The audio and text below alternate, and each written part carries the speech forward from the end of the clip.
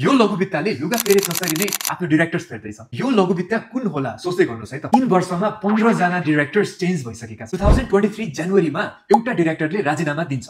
त्यसपछिको अर्को महिनामा 2 वटा डिरेक्टरले फेरि राजीनामा दिन्छन्। यो पटक भने एउटा ठूलो कमर्सियल बैंक जोइन गर्न। 2023 सेप्टेम्बरमा फेरि अर्को एउटा डिरेक्टरले राजीनामा दिन्छ। त्यसपछि डिसेम्बरमा नयाँ डिरेक्टर आउँछ एजीएम को इलेक्सन जितेर र जोइन गरेको 1 हप्तामै उसले पनि राजीनामा दिन्छ। 2024 जनवरीमा पनि सेम स्टोरी रिपिट हुन्छ।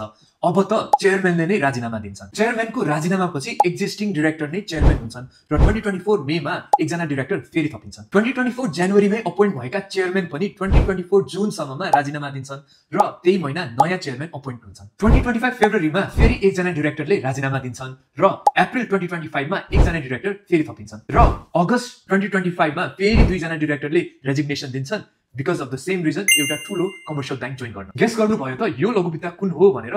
गेस गर्न सक्नु भएन होला। यो हो नेपालको लोकप्रिय लघुवित्त एनआईसी एसिया लघुवित्त, जसले 3 वर्षमा 15 पटक आफ्नो डिरेक्टर चेन्ज गरेको छ।